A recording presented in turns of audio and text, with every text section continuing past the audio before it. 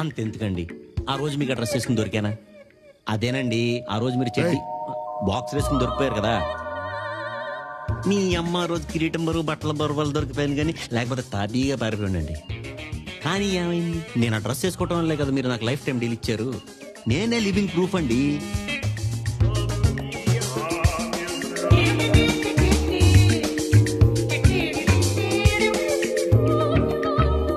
ఆ డ్రెస్ వేసుకుంటే ఏం చేసినా పర్ఫార్మెన్స్ బాగుంటుందా? ఏదైనా సార్, ఏదైనా.